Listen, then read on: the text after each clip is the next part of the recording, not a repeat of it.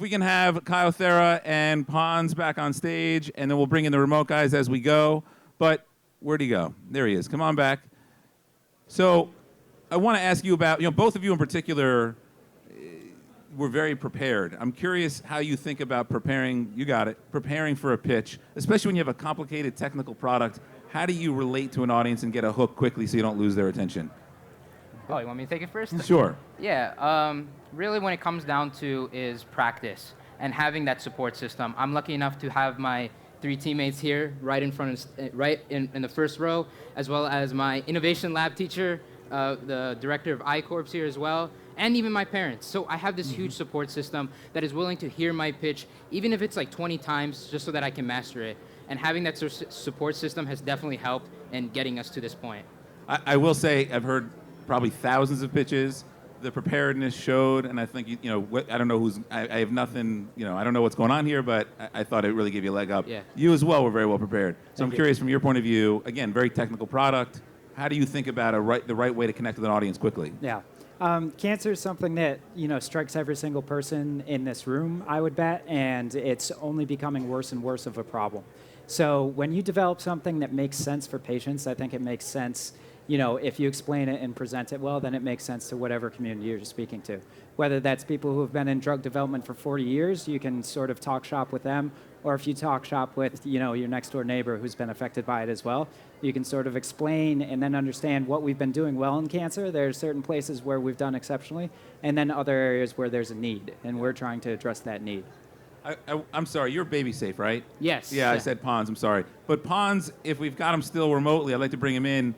You were talking, I'm hoping they can still hear me, but you were talking about working with family. And I'm curious, for those who start companies with close friends and family members, any advice you'd have for how to, there's a lot of ups and downs in the startup world. How do you maintain those relationships? Yeah. First of all, don't involve your mother. So it can be difficult. But yeah, in our case, it is basically there are pros and cons, definitely. But I think the most important thing is that you should kind of complement each other. So because I am more on the business side and I am focused on the investor relation business and anything that is not tech related. And obviously, because of my brother's academic background, he is purely focused on the tech, so that we can basically balance ourselves and nobody is stepping out of his boundaries. And that is basically kind of like working. Specifically about founder vesting and what happens if one of you walks away. Did you have some of those hard conversations up front?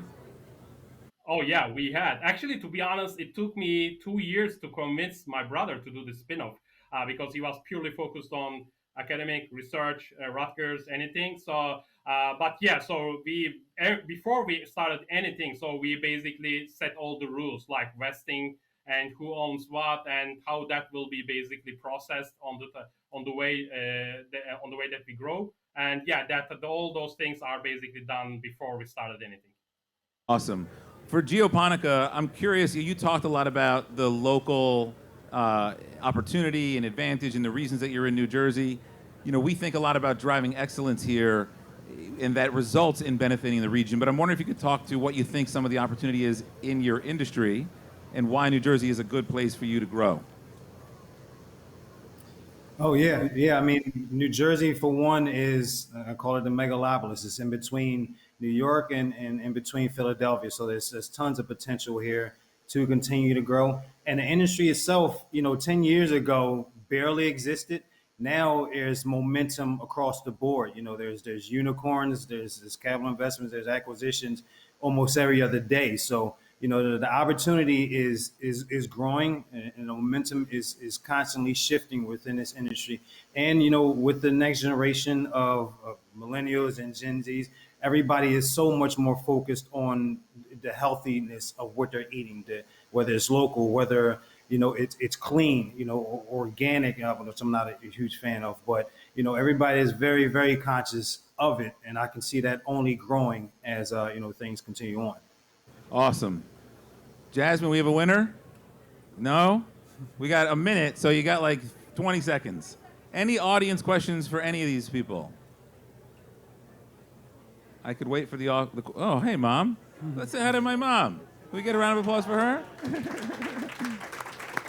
Question? Yes.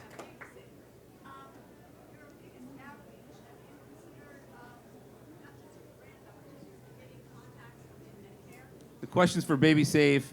Have you? I believe you said, have you thought about outreach for getting Medicare. contacts at Medicare?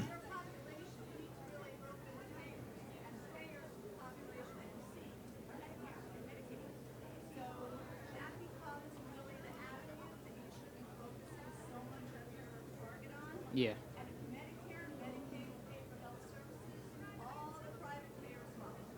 Yeah. We do need to keep moving, but do you have a quick response to that? Yeah. So we have actually partnered with a bunch of, we partnered with what we had at Rutgers, particularly Rutgers Newark University Hospital, and we have a couple connections there as well. I myself, Scott as well. We also have our connections within the healthcare system, but definitely 100% we would look to, if we were to scale this effectively, we would need to have our contacts in the Medicare field, as well, healthcare providers, as well as nonprofit organizations that deal within the healthcare field. Have those contacts on point. That is really just our revenue or sort of our path to scaling effectively. Can I just ask how old you are? 19. Wow, that's awesome. Okay, John, I think you're the same age. You got to come on stage. You see how there's an audience and a stage? Well, the judges had a lot of deliberation. We have one last question for KO Therapy. Go ahead. Come on out here, guys. I guess the question is, well, first, congratulations on your success. We're super impressed with you. Do you need this? No, I think that it would probably go best to somebody who's really, looking for the money. That was our suspicion as well. Thanks for that honest answer. All right, we're ready. Our deliberation I was is complete. not expecting that. That was a great moment. Well done. So I believe we have some winners. Before he announces the winners, I really mean it. It's these kinds of collaborations. We talked about it on the other stage with Ralph Izzo and PSCG. The relationship with Robert Wood Johnson Barnabas is relatively new, but it's become, first, I really enjoy being with John. He's a lot of fun. But the organization is a big supporter of what we do at TechUnited. And bringing these kinds of things together is exactly what I think will elevate the region. So again, thank you so much for this partnership. I appreciate it. So with that said, can we get some knees going for the drum roll? You ready? Got this down now. We are. So Baby Safe, we're worried about everything that you're doing. We think you're focused on something that's really amazing.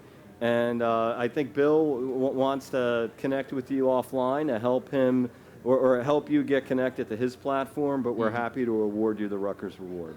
So. All right, congratulations. Thank you. And then Geoponica is our non-Rutgers choice. Geoponica. Hopefully we can get him back up on the screen and he's if we like yelling can, and screaming. while we're doing that, food insecurity is something that we all need to address, and we think we commend you for what you're trying to do.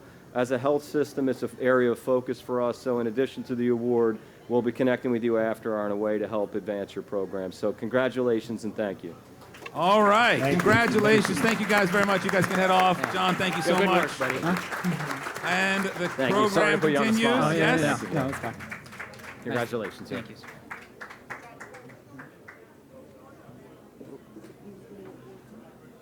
Oh, John, wait, we forgot one very important thing. Oh, that's right. Thank you. That had remnants of like a this effing guy scenario right there. I thought my time was done, but that's fine. You may remember that we I do. also have an award. We call it our BetterWellness Champion Award, and it's for an organization that shows a commitment to innovation and wellness in the region. And after getting to know one of the companies that John knows very well, we thought it was a very fitting recipient to this award, and John's got the pleasure and clearly the honor of giving this award. It truly is, and it isn't a burden. And I've gotten to know Bill through interaction of our two companies and a budding partnership.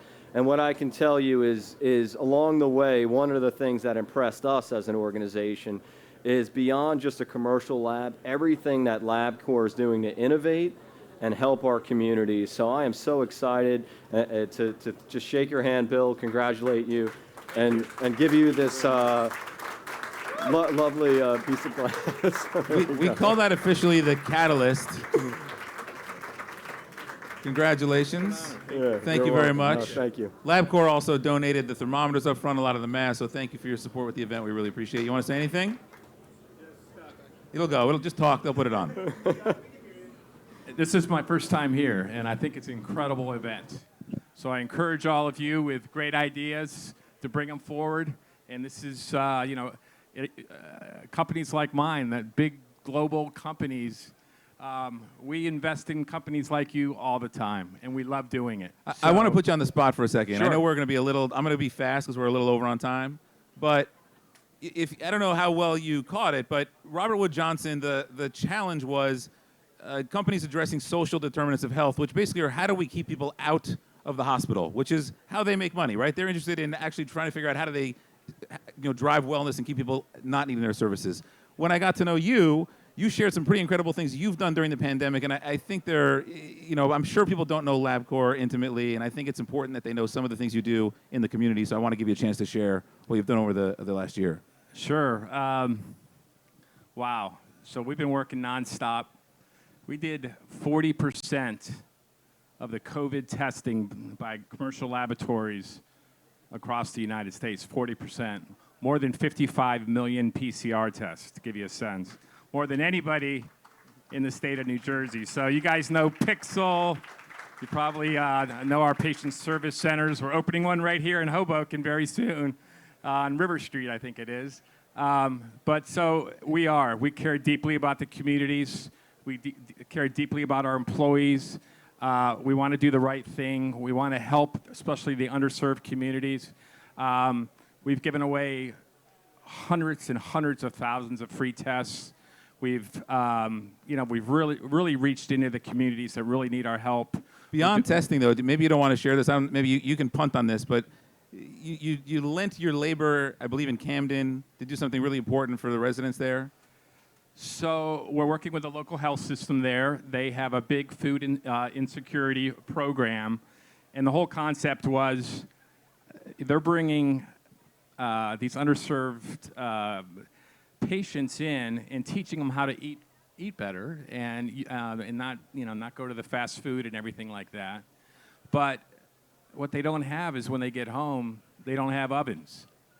They don't know what to do with the food, right? So they're stuck. So I have several hundred facilities, across North America, in Canada, and I have lots of construction crews. So we met together and said, this is how we solve this.